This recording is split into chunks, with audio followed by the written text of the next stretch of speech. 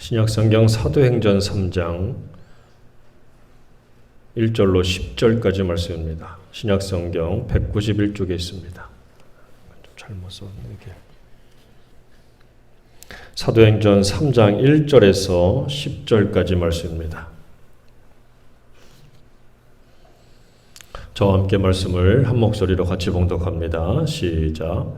제9시 기도 시간에 베드로와 요한이 성전에 올라갈새 남에서 못 걷게 된 이를 사람들이 메고 오니 이는 성전에 들어가는 사람들에게 구걸하기 위하여 날마다 미문이라는 성전문에 두는 자라. 그가 베드로와 요한이 성전에 들어가려 함을 보고 구걸하거늘 베드로가 요한과 더불어 주목하여 이르되 우리를 보라 하니 그가 그들에게서 무엇을 얻을까 하여 바라보거늘 베드로가 이르되 은과 금은 내게 없거니와 내게 있는 이것을 내게 주노니 나사렛 예수 그리스도의 이름으로 일어나 걸으라 하고 오른손을 잡아 일으키니 발과 발목이 곧 힘을 얻고 뛰어 서서 걸으며 그들과 함께 성전으로 들어가면서 걷기도 하고 뛰기도 하며 하나님을 찬송하니 모든 백성이 그 걷는 것과 하나님을 찬송함을 보고 그가 본래 성전 미문에 앉아 구걸하던 사람인 줄 알고 그에게 일어난 일로 인하여 심히 놀랍게 여기며 놀라니라. 아멘. 한 번 더 기도합니다. 주님, 말씀을 주시니 감사합니다. 이 시간 나누는 말씀을 통해 하나님의 음성을 듣게 하시고 하나님의 뜻을 알게 하시고 하나님이 주시는 힘 가운데 서서 하나님의 거룩한 능력으로 이 땅에서 승리하며 살 수 있도록 도와주시옵소서. 악하고 더러운 것이 내 마음에 내 귀에 틈타지 않게 하시고 하나님의 말씀만이 들려올 수 있도록 그 말씀에 굳건하게 서도록 종과 우리 모두를 붙들어 주옵소서. 예수님의 이름으로 기도드립니다. 아멘. 할렐루야. 같이 해볼까요? 예수의 이름으로 일어서라. 오늘 이 말씀을 통해 여러분들 가운데 앉아있던 모든 것들이 예수의 이름으로 일어나는 축복과 기적이 있기를 축원합니다. 1968년도 허버드 대학교의 사회심리학과 교수인 로젠탈이라고 하는 교수와 그리고 또 미국에서 한 20년 이상을 교장 선생님으로 초등학교 교장 선생님으로 지냈던 제이콥스라고 하는 분이 한 가지 실험을 했습니다. 자기 초등학교 내에 있는 모든 학생들을 전 학생들을 다 대상으로 해서 지능 검사를 한 거예요. 그리고 그 지능 검사를 하고 나서 무작위로 한 반에서 한 20% 정도의 학생들을 또 따로 뽑았습니다. 그러니까 얘가 지능이 높으니까 뽑고 이게 아니라 높거나 낮거나 평균이거나 상관없이 한 20%만 뽑았어요. 그리고 그 중에서 그 아이들에게 담임 선생님으로 하여금 시켰습니다. 뭐라고 하냐면 야, 너 요즘 보니까 공부하는 자세가 많이 좋아졌다? 좋아진 게 아니에요. 그냥 시킨 거예요. 시키는 대로 그냥 무작위로 뽑힌 아이들에게 이야기하는 거예요. 너 요즘 보니까 공부에 재미를 좀 붙인 것 같네? 야, 너 이제 틀림없이 성적이 오를 거야. 내가 장담한다. 얘가 잘하는 게 아니에요. 그냥 무작위로 뽑혀가지고 그냥 뱉은 말이에요. 자, 그리고 나서 8개월이 지났습니다. 어떻게 됐을까요? 지능검사를 다시 했는데 다른 아이들보다 선생님이 무작위로 뽑아가지고 그냥 무작위로 칭찬을 했던 그 아이들의 지능이 높아졌대요. 그리고 성적도 향상이 되더랍니다. 올랐다는 거예요. 도대체 왜 그렇게 됐을까? 뭐 공부한다고 비결을 가르쳐준 것도 아니고 답을 알려준 것도 아닌데 그냥 선생님이 무작위로 칭찬한 것밖에 없어요. 그런데 그 아이들의 지능과 성적이 그냥 올라가더라는 거예요. 교사의 높은 기대와 칭찬이 실제 학생들에게 성적 향상에 효과를 미친다라고 하는 그런 연구 결과를 이 로젠탈이라고 하는 미국의 교수가 발표한 적이 있습니다. 그래서 굉장히 중요하다는 거죠. 이걸 가리켜서 뭐라고 얘기하냐면 심리학에서는 피그말리온 효과라고 합니다. 피그말리온 이펙트라고 하는데 그리스 신화 가운데 이 피그말리온은 키프로스 왕의 이름이에요. 키프로스의 왕의 이름이 피그말리온인데 이 그림에서 보다시피 저 왕이 자기 앞에 있는 조각상을 보고 너무 예뻐가지고 사랑에 빠진 거예요.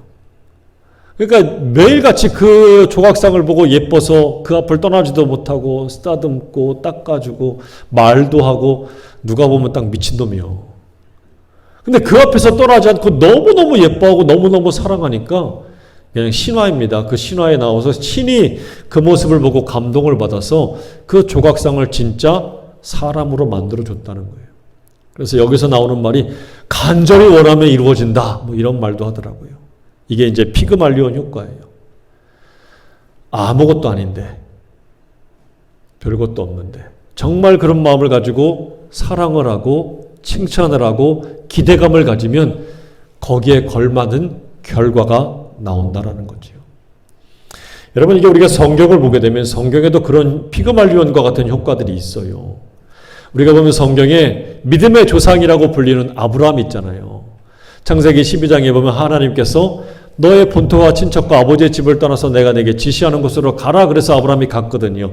그때의 그의 이름은 아브람이에요. 아브람. 아브람이라고 하는 이름의 뜻은 높은 아버지, 높은 우두머리, 뭐 이런 뜻이에요. 그러니까 한 집안에서 최고가 되라, 뭐 이런 뜻이겠지요. 이것도 좋은 거 아니에요? 네 집에서 꼴찌나 해라, 이런 게 아니잖아요. 이것도 좋은 뜻인데 하나님이 그의 이름을 바꿔주셨습니다. 아브람이 아니라 아브라함으로. 이건 뭐냐면 열국의 아버지예요. 열국이 뭡니까? 여러 나라의, 여러 민족의 아버지가 되어라, 이런 뜻이에요. 근데 하나님이 이렇게 부르니까 어떻게 됩니까? 아브라함이 뭐 자격이 돼요? 뭐가 돼요? 그런데 그게 아닌데도 불구하고 하나님이 계속 아브라함, 아브라함, 열국의 아비, 여러 민족의 아비 이렇게 불러주니까 정말 그가 그렇게 되지 않았습니까? 믿음의 조상이 되고 말았어요. 하나님이 부르시니까 부르시는 대로 바뀌더라는 거죠. 여러분, 예수님이 베드로를 불렀어요. 베드로의 원래 이름이 뭡니까? 시몬이에요. 시므온. 이 말이 뭐냐면 듣는다라는 뜻이에요. To hear, 듣는다. 근데 예수님이 듣는다라고 하는 이름의 뜻도 좋은 것 같은데 이름을 바꿨어요. 너는 앞으로 게바라 해라. 게바가 뭐냐면 우리 영어식으로는 피터, 베드로예요. 베드로. 이 말이 뭡니까? 반석의 반석. 반석이 되라. 여러분, 주님이 왜 베드로의 이름을 이렇게 바꿔주셨을까? 잘 듣기만 해도 좋은 거 아니에요? 그런데 여러분, 잘 듣는 것은 좋은 건데 이것을 약간 부정적으로 보면 뭐가 있냐면 듣기만 잘하는 사람은 뭐가 있어요? 귀가 얇다고 하지 않아요? 그러니까 귀가 얇은 사람도 어떻게 돼요? 이렇게 말하면 이렇게 휩쓸리고 저렇게 말하면 저렇게 또 쫓아가고 막 이러잖아요. 베드로가 그런 타입이에요. 욱하는 성격이거든요. 진중하게 바위처럼 꾹 잘 참고 그 자리를 지키는, 믿음을 지키는 그런 사람이 돼야지. 그러니까 너의 이름은 앞으로 팔랑귀가 되지 말고 바위처럼 듬직한 믿음을 가져라. 처음엔 안 그랬거든. 막 욱하는 성격 때문에 막 베드로가 얼마나 그래요. 그런데 주님 계속 베드로야, 반석아 계속 불러줬더니 나중에 정말 그의 믿음이 어떻게 됩니까? 비록 중간에 예수님을 배반하기도 하고 예수님 몰라서 몰래 또 고향으로 떠나서 어부잡이로 다시 돌아가기도 했지만 성령 받으니까 그가 회개하고 3,000명이 회개하고 돌아오고 수많은 곳을 다니면서 믿음의 교회들을 든든히 세우는 지도자가 되었고 심지어는 주님을 위해서 십자가에 거꾸로 매달려 순교하지 않았습니까? 부르니까 그렇게 되더라. 그러니까 심리학에서 말하는 피그말리온 효과지만 성경에는 그런 것이 일찍부터 있었다는 거예요. 심리학에서 말하는 건 나중에 발견한 거지. 성경에서 말하는 피그말리온 효과는 이른바 이게 바로 뭐예요? 믿음의 믿음. 어떤 믿음? 안 되는 믿음? 되는 믿음이 되는 믿음. 부정의 믿음? 아니야. 긍정의 믿음을 가져야 돼. 그러니까 여러분들에게 한번 이 믿음의 피그말리온 효과를 제가 나름대로 한번 써봤는데 여러분들이 한번 같이 읽어봤으면 좋겠어요. 자, 같이 읽어보겠습니다. 시작. 작지만 어리석으나 모자라나 연약하지만 믿을 수 없지만 믿음대로 다시 시작.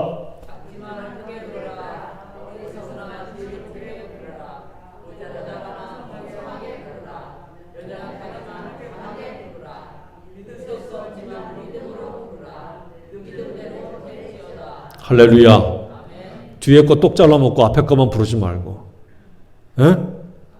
아, 맨날 자고. 맨날 바보 같아. 앞에 거만 하죠. 맨날 우리는 모자라. 맨날 모자라. 나는 왜 웹서? 맨날 모자라. 맨날 모자라. 맨날 약해. 아니 뒤에 거는 똑 잘라가지고 앞에 거만 가지고 다니면 어떡해. 그러면 믿음이 어디 있는 거예요? 그 앞에 거만 있잖아. 여러분 성경에서 말하는 믿음의 효과가 바로 뭡니까? 믿음의 이펙트, 믿음의 효과는 뒤에 거예요. 뒤에 거. 작은 건 나도 알아요. 하나님도 알아요.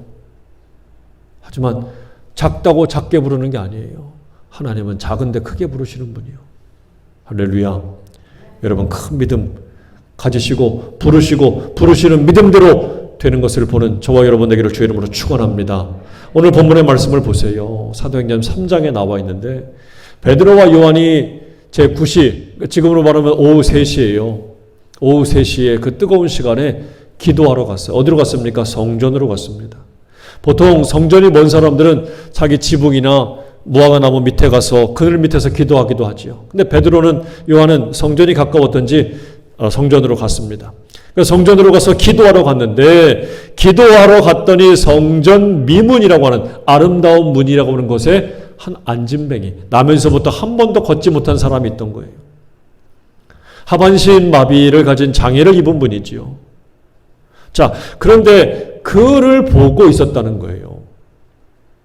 다른 때는 보고 지나쳤을 텐데, 다른 때는 보고 지나가도 기억도 안 났을 텐데, 즉 마음에 남지가 않는 건데 그날은 유독히 그를 쳐다보고 바라보고 성경은 뭐라고 얘기하냐면 주목했다라고 말합니다.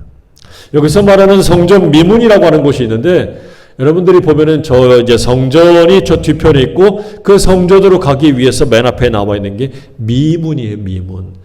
이걸 해석하면 아름다운 문이지요. 아름다운 문인데 또 다른 문이 이름이 있습니다. 황금문이에요. 이렇게 볼 때 저렇게 아담하게 예쁘게 생겼네 라고 하지만 가까이서 보면 이렇습니다. 웅장하지요. 가까이서 보면 엄청 웅장한 문이에요. 저 문의 이름이 미문이고 황금문이라고 하는데 황금문으로 이야기한 건 정말 황금을 발라서가 아니라 당시에 고린도 지역에서 나는 게 바로 뭐였냐면 구리였습니다. 구리. 그 구리를 가져다가 문을 만들었어요. 그러니까 멀리서 보면 구리가 어떻습니까? 번쩍번쩍 하잖아요. 그러니까 그 문을 가리켜서 황금문이라고 했던 겁니다. 여하튼 이 미문, 이 황금문에 누가 앉아 있었어요? 그 나면서부터 한 번도 걷지 못한 그 불쌍한 인생이 앉아 있었어요. 저 문에 앉아가지고 뭐 하는 겁니까? 저 문에 앉아가지고 구걸하는 거잖아요. 그러니까 사람들이 불쌍해서 그를 매일같이 데려다 줄 수도 있었어요. 정말 그런 사람 얼마나 착해요. 친구가 학교 못 간다고 그의 책가방도 들어주고 못 간다고 업어다 주고 하는 그런 얘기를 들으면 얼마나 참 감동스러워요. 아마 동네 사람들이 정말 그렇게 했다면 정말 착한 사람들인 거예요. 훌륭한 사람들이죠. 근데 또 어떻게 데려다 줬는지 모르겠는데 돈을 받으려고 일정하게 구걸을 해가지고 그 돈의 일부를 받으려고 야 내가 할 테니까 30%는 나 줘야 돼? 요래서 데려다 줬는지도 몰라요. 이러면 참 악하긴 하지만 그래도 그가 뭐 벌어서 먹고 살 수 있는 유일한 길이었기 때문에 그걸 뭐라고 탓할 수는 없을 거예요. 자, 여하튼 선한 의도이든 뭐 그런 계산적인 의도이든 간에 성전 미문에 날마다 데려다 줬어요. 그래야 그가 살 수 있으니까. 근데 여기서 참 한 가지 아이러니한 모습이 나오는 게 바로 뭐냐면 정작 이 불쌍한 사람은 아름다운 문으로 들어갈 생각조차 하고 있지 않다는 거예요. 아니 원래의 율법이라면 들어갈 수가 없어요. 하반신 마비나 몸에 장애가 있거나 흠이 있으면 성전 안에 갈 수는 없어요. 하지만 그렇다고 해서 그는 성전 안에 들어갈 생각조차 하지 않고 있었어요. 이 사람이 갈 수 있는 최종 목표는 어디입니까? 성전 문 앞이었어요. 문 안으로 갈 생각을 해야 되는데 성전 문 밖에가 그곳이 그가 갈 수 있는 유일한 목적지였어요. 이름이 참 아름다운 문이라고 하는데 그 앞에 있는 인생은 어떻습니까? 불쌍하고 추하지 않아요? 원래 거꾸로 말하면 사람이 예뻐야 되잖아. 사람이 아름다워야 되잖아. 근데 사람은 추하고 문은 아름답대요. 거꾸로 된 것 같아요. 반대가 된 것 같죠. 성전 문 밖에 있는 인생이 이렇다는 거예요. 성전 문 안으로 들어가지 못하는 인생은 하나님 보실 때 아름답지가 못한 거예요. 여하튼 이런 것도 있겠지만 왜 이 사람의 목적은 성전 문 안으로 들어가는 게 아니라 성전 문 밖에서 끝쳤을까라는 거지요. 왜요? 성전 문 안에 그가 원하는 것을 발견하지 못했기 때문입니다. 동시에 성전 문 밖이 그의 관심사였어요. 왜? 거기서야 뭘 받게요? 뭘 받아요? 지나가는 사람들이 불쌍해서 돈을 주니까. 그러니까 이 나면서부터 걷지 못한 사람의 관심사는 성전 안이 아닙니다. 성전 밖이었어요. 거기 있어야 돈을 벌 수 있고 돈을 받을 수 있으니까. 이 성전 문, 이건 경계잖아요. 오늘날도 마찬가지 아닙니까? 사람들의 관심사가 어디에 있을까요? 영적인 것에 관심을 가질까? 물질적인 것에 관심을 가질까? 지금 이 땅에는 분명히 영적인 것도 있고 영적인 것이 아닌 것도 있습니다. 그러나 많은 사람들의 관심은 어디에 있어요? 영적인 것보다는 물질적인 관심이 있고 성전 안보다는 성전 밖에 더 관심을 가지고 있다는 거죠. 참 안타까운 거예요. 그런데 여러분 착각하지 말아야 할 것 중에 하나는 뭐냐면 성전 안에 들어왔다고 해서 끝난 거냐? 아니에요. 성전 안에 있으면서도 성전 밖에 있는 것들에 대해서 더 관심을 갖는 사람들이 적지가 않아요. 성전 안에 관심을 가지라는 얘기는 바로 뭡니까? 성전에서는 하나님을 만나는 거예요. 하나님을 만나는 것에 관심을 기울이고 가져야 되는데 하나님이 아닌 다른 것들에 더 관심을 갖는 경우가 있더라는 거지요. 그러면 그 사람은 오늘 저 미문 앞에서 한 푼만 줍쇼 하는 저 인생과 다를 바가 없다는 거예요. 오늘 우리가 그걸 깨달아야 돼요. 자, 그런데 오늘 4절에 보니까 이런 말씀이 나옵니다. 베드로가 요한과 더불어 주목하여 이르되 우리를 보라 하니 그래요. 베드로하고 요한이 동시에 누구를 주목했습니까? 그 성전 미문에 앉아있는 불쌍한 영혼을 주목했다라는 거예요. 그리고 뭐라고 그랬어요? 우리를 보라 그랬죠. 두 사람이 동시에 주목하다는 얘기는 눈여겨봤다는 얘기예요. 그리고서 뭐라고 얘기해요? 우리를 봐라 그래요. 우리를 봐라. 이 4절에 이 세 가지의 문장이 섞여 있죠. 아니 두 사람이 동시에 어떻게 이 사람을 같이 보게 되었을까? 아니 베드로만 봤어. 그리고 툭툭 치고 요한 좀 봐봐 그러든지 아니 사도님 좀 보세요 라고 하든지 한 사람이 그렇게 해야 되는데 두 사람 다 동시에 그 사람을 보았다는 얘기예요. 왜 이렇게 될 수 있었을까? 그 답은 그 앞장의 사도행전 2장에 나와 있습니다. 사도행전 2장은 무엇을 말합니까? 교회가 마가의 다락방에서 성령을 충만히 받고 나서 이 사람들이 길거리로 뛰쳐나가서 방언으로 온 땅에 예수 그리스도의 복음을 전하기 시작합니다.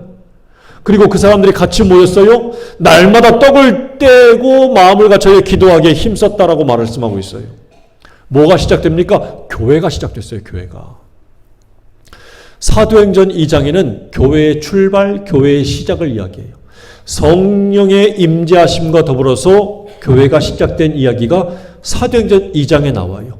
그럼 이 3장은 바로 뭡니까?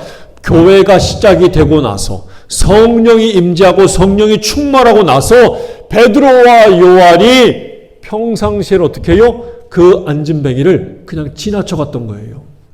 아니 돈도 줬겠지. 아니 어느 때는 그냥 죽어도 몰랐겠지. 그의 눈밖에 들어오지 않았어요. 눈 안에 들어오지 않았어요. 관심이 없었어요. 그런데 그날은 웬일입니까? 성령 받고 교회가 시작되고 하나님의 놀라운 역사를 체험하고 난 다음에는 이 사람이 눈에 들어오기 시작한 거예요. 똑같이.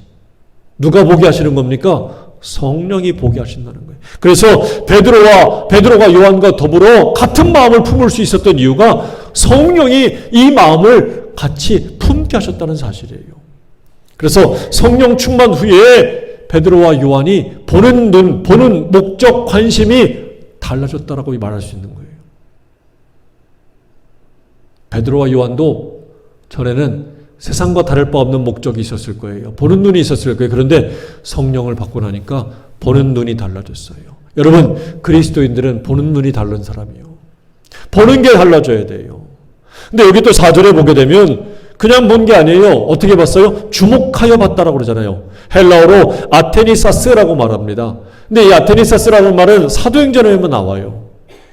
주목했다. 다시 말하면 눈여겨봤다라는 거예요. 눈여겨봤다.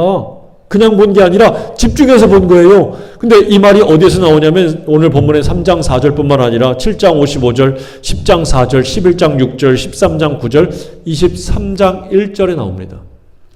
다 뭐하고 연결이 되냐는 말씀이냐면 성령 충만한 상태에서 바라보다, 기도하다, 환상보다, 말씀을 듣고 믿음이 생겼다. 뭐 이럴 때에 쓰여졌던 말이 주목하다입니다. 성령 받으니까 보는 게 달라진 거예요. 목적이 달라지는 거예요. 관심이 달라지는 거예요. 그래서 성령을 받고 이 베드로와 요한이 눈이 바뀐 거예요. 그래서 그 남에서부터 걷지 못한 그 사람을 전에는 지나치거나 봐서도 모를 텐데 그날은 집중해서 본 거예요. 누가 보게 하십니까? 성령께서 보게 하신 거예요. 자, 그리고 나서 뭐라고 그랬어요? 우리를 보라 이렇게 외쳤지요. 같이 합니다. 우리를 보라. 베드로와 요한의 보는 눈이 달라졌어요. 전에는 무관심하고 불쌍하고 귀찮은 사람, 벌레 같은 사람이었을지도 몰라요. 근데 성령 받고 나니까 이 사람이 어떤 사람으로 바뀌었어요? 하나님의 역사와 기적과 하나님의 은총과 은혜와 복받아야 될 사람으로 달리 보게 됐던 얘기예요. 여러분 옆 사람 봐봐요. 어떤 사람으로 보이십니까? 복받을 사람으로 보여요? 저주받을 사람으로 보여요? 은혜 받을 사람으로 보여요? 아니면 은혜 못 받을 사람으로 보여요? 어떤 사람으로 보입니까? 보는 눈이 달라지는 거예요. 똑같은 가족도 마찬가지입니다. 가족도 마찬가지예요. 가족도 가족을 향해서 뭐라고 그래? 왼수 같다고 그러잖아. 저놈의 왼수, 저놈의 왼수. 성령 받으면 왼수도 달라 보이는 거예요.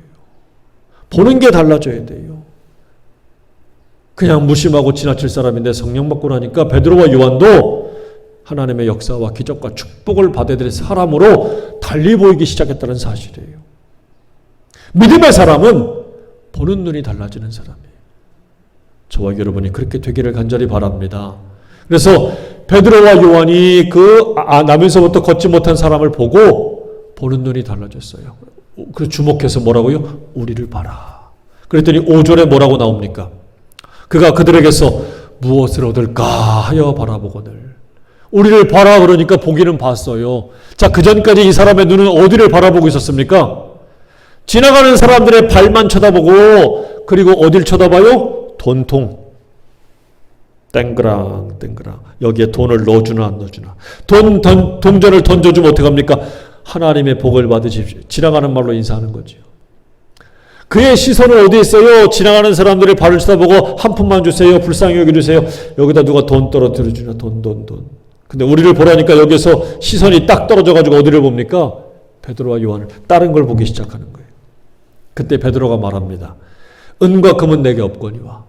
아, 이제 얼마나 실망스러운 말이에요. 은과 금이 있어야 되는데 은과 금이 없대요. 근데 내게 있는 이것이 있대요. 그래서 너에게 주겠답니다. 뭡니까? 나사렛 예수 그리스도의 이름으로 일어나 걸어라 하고 오른손을 잡아 자기를 바라보는 순간에 예수 이름으로 외치면서 그의 오른손을 잡아 일으켰더니 그가 어떻게 됐습니까? 발과 발목에 힘을 얻고 뛰어서서 걸으며 그들과 함께 어디로 들어가요? 어디로 들어가요? 조금 전까지 이 사람의 관심은 성전 안이었어요? 성전 밖이었어요? 성전 밖이었다니까. 근데 베드로와 요한이 어디로 데리고 들어가요? 성전 안으로 데리고 들어갔어요. 그리고 거기서 뭐합니까? 걷기도 하고 뛰기도 하며 하나님을 찬송했다. 이 놀라운 기적이 일어나는데 여러분, 우리는 정말 이렇게 할 수 있을까라는 거지요. 여러분은, 나는 태어나서 한 번도 걸어본 적이 없는 절망에 빠진 사람에게 우리를 보시오, 나를 보시오 라고 우리는 외칠 수 있을까? 외칠 수 있습니까?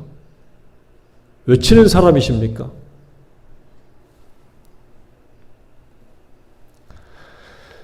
우리를 보라고 말할 수 있는 이유가 도대체 뭘까요? 베드로와 요한이. 물론 베드로와 요한도 그냥 전에는 지나치는 사람에 불과했고 관심 밖의 사람이었으면 틀림이 없습니다. 그런데 그가 성령을 받고 나서 보는 눈이 달라졌다고 그랬잖아요. 그리고서는 외쳤어요. 왜? 가지고 있는 게 있어서. 그가 가지고 있는 게 바로 뭡니까? 은과 금은 없다 했으니까 은과 금은 아니에요. 바로 예수 그리스도의 이름을 가지고 있었다는 거예요. 예수님의 이름을 가지고 있는 사람들은 베드로와 요한처럼 뭘 할 수 있다는 얘기예요. 우리를 보라, 나를 보시오 라고 당당하게 말할 수 있다는 거예요. 어떤 사람들은 이야기할 거예요. 아이 목사님, 세상 물정 정말 모르네. 은과 금이 없으면 사람 대접 못 받아요. 돈 없으면 나이 먹고 늙어서 정말 괄시 받아요. 돈 있어야 돼요. 맞아요. 없으란 얘기가 아니에요. 그런데 거꾸로 한번 생각해 봐요. 은과 금만 있으면 절망에 빠진 사람들을 건질 수 있을까요, 과연? 건질 수 있겠지요. 그럼 한번 해볼게요. 돈 줬습니다. 그 사람이 돈 받았어요. 베드로와 요한이 그냥 주목하지 않고 한 푼만 줍시오 하니까 그 사람이 가서 돈 땡그랑거리고 주고 갔다고 생각해 봐요. 오늘은 많이 벌었네? 기분 좋네? 아마 기분이 좋으니까 평상시보다 10배를 더 벌었다고 생각해 봐요. 집으로 갔습니다. 기분이 좋아요. 야, 오늘은 고기 좀 먹자. 고기도 사오라고 그러고 자기를 데려갔던 친구들에게 아니면 그 사람들에게 야, 기분 좋으니까 당신도 좀 주겠습니다. 돈도 좀 더 얹어주고 그렇게 먹고 마시고 기분 내고 쭉 왔는데 날이 밝으면 어떻게 될까요? 날이 밝으면 어디로 가야 돼 또? 뭘 어디로 가? 성전 앞에 가서 또 한 푼만 줍시오 해야지. 은과 금은 잠시 그 절망에서 벗어나는 것처럼 보여주게 할 수는 있겠지만 영원한 절망에서 빠져나올 수 있게 하는 못합니다. 그 절망의 구렁텅이에서 계속 머물게 하지 잠깐의 희망일 뿐이지 벗어나지를 못하게 만든다는 사실이에요. 4장 22절 보면 이 사람의 나이가 나오는데 나이가 몇 살이랍니까? 40살이에요. 40살. 나이가 40세나 됐어요. 그러니까 40년 동안 절망에 빠져 있었어요. 물론 그 40년 동안 구걸하면서 앞에서 제가 소개한 대로 좋은 날도 있었을 거예요. 어느 날은 허탕친 날도 있었겠지만 하지만 그는 잠깐의 좋고 나쁘고가 반복되었을 뿐 그 절망의 구렁텅이 성전이라고 하는 아름다운 세상에서 혼자만 절망 속에서 계속 머물러 있을 수밖에 없을 거예요. 어떤 사람들은 이렇게 말할 겁니다. 이제 저가 걷기도 하고 뛰기도 하니까 40살에서 절망에서 벗어났으니까 이제부터는 참 잘 살겠구나. 이제는 정말 자기가 가고 싶은 대로 다 가고 하고 싶은 일도 다 하고 얼마나 좋을까 라고 할 텐데 어떤 사람들은 이렇게도 얘기할 거예요. 야, 평생 구걸만 하는 사람이 뭘 할 수 있겠어? 똑같은 하나님의 은혜와 기적을 볼 때 여러분 이렇게 말하는 사람도 분명히 있을 거예요. 평생 빌어먹기만 하던 사람이 뭘 할 수 있겠어? 기술을 배웠어? 공부를 했어? 저가 어디 가서 뭐 취직을 잘하겠어? 에이, 근데 한번 생각해 봐요. 저는 달라요. 하나님의 역사와 기적과 은혜를 체험한 사람이 아무렇게나 막 살았을까? 저는 절대로 그렇게 보지 않습니다. 전에는 몰랐는데 하나님이 나를 사랑하시는구나. 나와 함께 하시는구나.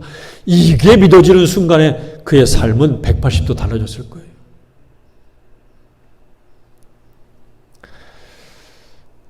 그런데 사람들의 믿음 어떻습니까? 이 놀라운 역사와 은혜와 은총을 경험하고 체험하고 눈앞에서 펼쳐지는데도 10절 말씀을 같이 읽어볼게요. 시작. 그가 본래 성전 미문에 앉아 구걸하던 사람인 줄 알고 그에게 일어난 일로 인하여 심히 뭐라고요? 놀랍게 여기고 찬송하더라? 놀랍게 여기고 기도하더라? 놀랍게 여기고 또 뭐예요? 놀라기만 했대요. 방금 전에 말했죠. 같은 하나님의 역사와 은혜와 기적을 보고도 누구는 와 기뻐하고 찬양하고 좋아하는데 누구는 그게 되겠어? 어쩌다 된 거지? 굉장히 부정적인 반응을 보이는 믿음이 있는데 여러분 이 사람들을 보십시오. 자기들 눈앞에서 좀 전에 성전 문 앞에 있던 그 사람이 걷고 뛰면서 성전 안으로 들어와서 하나님 막 찬양하는 거예요. 하나님 감사합니다. 하나님 감사합니다. 막 이러는데 저 뭐야? 저 문 앞에 있던 사람 거지 아니야? 거지? 이게 무슨 일이지? 여러분 같으면 그랬을 거예요. 야, 이거 하나님이 하셨구나, 하나님이 하셨구나. 그리고 같이 축하하고 축복했을 거예요. 손 붙잡고 껑충껑충 뛰면서. 근데 이 사람들은 뭐라고요? 냉랭하게. 저게 무슨 일이래? 마치 TV에서 사고가 나오는 것처럼 저게 무슨 일이래? 놀랍고 또 놀랐대요. 그게 끝이에요. 그게 끝이에요. 아니, 왜 놀라기만 할까요? 아니, 왜 놀라기만 할까요? 여러분, 그동안 성전에서 이 사람들은 그러면 하나님 믿는다고 그러는데 누구를 믿고 있었던 걸까? 하나님께 기도하고 간구한다고 했던 건데 도대체 뭘 간구하고 있었던 걸까요? 다시 말하면 무슨 얘기냐? 하나님을 믿는다고 떠들어댔지만 정작 하나님을 안 믿었던 거예요. 그냥 기도 안 하면 찜찜하니까. 그리고 내가 믿는다고 착각하고 있었을 뿐이지 실제로는 안 믿고 있었던 거예요.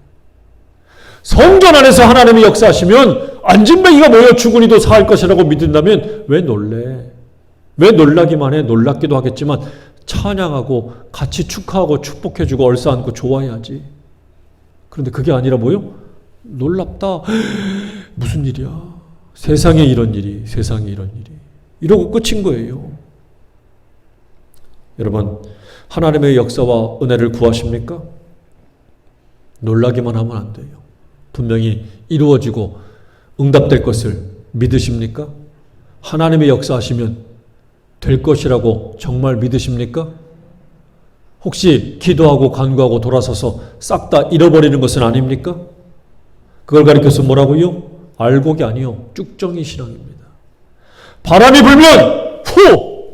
날아가 버리는 아무것도 아닌 거예요. 쭉정이는 뭐하다가 결국 불살아버린다, 심판해버린다라고 말씀합니다. 특별히 뭘 잘못해서가 아니에요. 특별히 큰 죄악을 저질러서가 아닙니다. 제대로 된 믿음이 아니기 때문에 하나님이 그 믿음을 구별하신대요. 하나님을 정말로 믿는다가 아니라 믿는 척만 하는 것도 쭉정입니다. 여러분, 쭉정이 믿음이 되지 않기를 간절히 바랍니다. 이왕에 믿는데 잘 믿어야지. 이왕에 하나님 앞에 예배 드리는데 잘 예배 드려야지. 이 예배가 무슨 폼으로 나오는 겁니까? 이 예배를 드리는 데 있어서 여러분의 자기 만족 때문에 드리는 겁니까? 예배는 하나님 만나는 거예요. 성전에는 하나님을 만나는 신앙, 하나님 만나는 자리가 되는 거예요. 근데 꼭 성전 밖에 있는 저 안진뱅이처럼 오늘 우리의 관심이 도통 돈, 내 건강, 내 가족의 안일 이런 것에만 머문다면 저 사람의 신앙과 믿음이 나하고 다를 바가 뭐가 있겠습니까? 베드로와 요한은 가장 먼저 저가 일어났을 때에 그를 데리고 세상에 나가서 자랑하고 선동한 것이 아닙니다. 봐라, 우리가 그렇게 했다가 아닙니다. 어디로 들어갑니까? 성전 안에 들어갔어요. 그리고 뭘 합니까? 하나님께 감사하고 찬양했죠. 왜? 이 일은 누가 하셨기에? 베드로와 요한의 가장 우선순위는 하나님이었어요. 그러니까 성전 안에 들어가서 하나님 찬양하고 기뻐했던 거지요. 여러분, 여러분의 우선순위가 정말 하나님 맞으십니까? 혹시 예배가 하나님을 찬양하는 것이 2순위, 3순위로 밀려나 있습니까? 오늘 회복하는 애가 있기를 주의 이름으로 축원합니다. 예배를 우선으로, 예배를 귀하게 여기고 하나님을 찬양하는 것을, 하나님 믿는 것을 여러분의 가장 우선순위에 두세요. 그게 바뀌어야지요. 오늘 말씀의 3장 16절에 보면 이렇게 이 베드로가 이렇게 이야기합니다. 그 이름을 믿음으로 그 이름이 너희가 보고 아는 이 사람을 성하게 하였나니 예수로 말미암아 난 믿음이 너희 모든 사람 앞에서 이같이 완전히 낫게 하였느니라. 사람들이 막 꼬치꼬치 묻는 거예요. 저 사람 도대체 어떻게 된 거야? 아니, 하나님 찬양해야 되는데 그걸 분석질하고 있어요. 베드로가 이야기하는 거예요. 저거 어떻게 됐냐고? 저 사람의 믿음으로 나은 거야. 저 사람의 믿음으로 성하게 된 거야. 라고 말해주고 있다는 사실이에요. 여러분, 이 믿음을 가지시기를 주의 이름으로 축원합니다. 이 믿음으로 그 사람의 운명이 바뀌어진 거예요. 오늘 우리의 믿음, 하나님을 향한 온전한 믿음, 절실한 믿음으로 바뀔 때에 우리 인생 운명이 바뀌어지고 달라지는 겁니다. 같이 한번 읽어보겠습니다. 시작. 보는 것이 바뀌면 모든 게 달라집니다. 베드로와 요한의 달라진 시선이 절망에 빠진 인생을 건졌어요. 여러분이 지금 뭘 보십니까? 절망을 보십니까? 희망을 보십니까? 부정을 봅니까? 긍정을 봅니까? 세상을 봅니까? 하나님 봅니까? 성전 밖을 봅니까? 성전 안을 봅니까? 보는 게 달라져야 돼요. 민수기 13장에 보면 여러분들 잘 아는 얘기, 가나안을 정탐한 이야기가 나오잖아요. 각 지파마다 한 명씩을 뽑아가지고 가나안 땅을 정탐했어요. 40일 동안 두루두루 다니면서 와서 40일 지나서 보고했는데 12명 중에 10명이 보고합니다. 좋기는 좋습니다. 좋기는 좋은데 거기 가니까 안악자손이 살아요. 거인 족속들이 살아요. 그들 앞에 서보니까 나는 메뚜기입니다. 메뚜기. 가면 나 다 죽어요. 그 말을 들었던 백성들이 어떻게 합니까? 밤새도록 통곡했습니다. 원망했습니다. 도대체 왜 여기까지 끌고 와서 우리를 죽이려고 하느냐. 기가 막히지요. 그런데 여호수아와 갈렙만은 달랐어요. 야, 왜? 좋잖아. 저 좋은 데를 하나님이 주신다고 그랬어요. 하나님이. 그 거꾸로지. 저 사람들이 우리의 먹이야. 저 사람들이 우리의 밥이야. 보는 게 달라요. 여러분 같은 걸 보는데 똑같은 걸 보는데도 믿음으로 보는 사람과 부정적인 마음으로 보는 사람은 다릅니다. 그 결과가 뭡니까? 원망하고 불평했던 이 1세대들은 광야에서 다 죽었어요. 오직 여호수아와 갈렙만이 가나안 땅에 입성하게 되었습니다. 보는 게 달라야 돼요. 할렐루야. 여러분 믿음의 눈으로 바라볼 수 있기를 바랍니다. 그래도 안 돼. 그러니까 안 되는 거예요. 그러니까 절망에 빠진 사람도, 절망에 빠진 나도 이렇게 세우지 못하는 겁니다. 같이 읽어봅니다. 절망의 순간에도 믿음의 눈으로 봅시다. 믿음으로 볼 수 있기를 바랍니다. 오병이어의 기적은요, 절망의 시간이에요. 먹을 건 저게 단데 먹을 사람은 남자만 5,000명이요. 그런데 주님이 어떻게 합니까? 오병이어의 그 물고기 2마리와 보리떡 5개를 놓고도 축복과 감사 기도, 감사와 축복의 기도를 했잖아요. 이게 보는 게 다른 거예요. 나면서부터 걷지 못하는, 보지 못하는 사람이 있었습니다. 사람들은 뭘 봤습니까? 저 사람의 죄를 봤어요. 저게 지 죄예요. 지 부모의 죄예요. 근데 주님은 뭐랍니까? 아니야. 하나님의 영광을 위해서 저렇게 된 거야. 하나님의 영광을 바라봤어요. 보는 게 다르잖아요. 모든 사람들이 나사로가 죽었을 때에 나사로의 죽음만 목격하고 그것만 바라본 거예요. 주님은 아니야. 나사로 살았어. 그의 생명을 다시 눈여겨보고 보는 게 다르잖아요. 모든 사람들이 십자가를 바라볼 때 고난과 고통 끔찍한 것만 봤어요. 그런데 주님은 어떻게 합니까? 그 십자가 너머에 있는 부활의 영광을 바라봤어요. 보는 게 다른 거예요. 오늘 절망 그 너머 역사하시는 하나님을 보는 눈이 열리시기를 주의 이름으로 축원합니다. 보는 게 달라져야 돼요. 여러분은 나사렛 예수 그리스도의 이름을 정말 가지셨습니까? 정말 가졌어요? 그렇다면 그 앞에서 우리가 해야 될 것은 바로 뭐냐면 신령한 아멘 고백, 그 고백이 있어야 됩니다. 같이 해볼까요? 아멘. 아멘. 신령한 아멘이 있어야 돼요. 인도 선교에 굉장히 중요한 훌륭한 분이라고 일컬어졌던 스탠리 존슨이라고 하는 인도 선교사가 있었습니다. 50년 넘게 인도에서 사역하면서 평생 6만 번 이상의 설교를 하고 세상에서 가장 위대한 선교사 중에 하나라고 일컬음을 받는 분이에요. 이분이 했던 말 중에 하나가 바로 뭐냐면 디바인 예스라고 하는 것입니다. 디바인 예스를 번역하면 신령한 예 정도가 될 거예요. 거룩한 예, 신령한 예, 항상 예, 예. 하나님이 말씀하시는 것에는 내가 예하겠습니다라는 거예요. 근데 이분이 어느 날 중풍병으로 미국 보스턴 병원에 입원했습니다. 병원에 입원해 있는데 매일마다 이제 하루에 몇 번씩 간호사가 와가지고 그를 이제 이렇게 돌보잖아요. 근데 그 돌볼 때에 아침마다 이 스탠리 존슨 이분이 간호사에게 이런 부탁을 했습니다. 내가 잠에서 깰 때마다 나사렛 예수 그리스도의 이름으로 명하노니 일어나라. 이 말을 꼭 해주십시오. 이 말을 꼭 해주세요. 자, 그랬더니 간호사가 와가지고 그의 부탁대로 꼭 이야기했습니다. 나사렛 예수 그리스도의 이름으로 명하노니 일어나라. 그때마다 선교사님이 예, 예스 하고 일어났다는 거예요. 예스 하고 다 잠에서 깼답니다. 그런데 하루가 지나고 이틀이 지나도 몸에는 아무런 증상이 없어요. 변화가 없습니다. 그런데 그렇게 하기를 몇 달이 지났는데 정말 거짓말처럼 침상에서 벌떡 일어났습니다. 그리고 다시 인도로 돌아갔어요.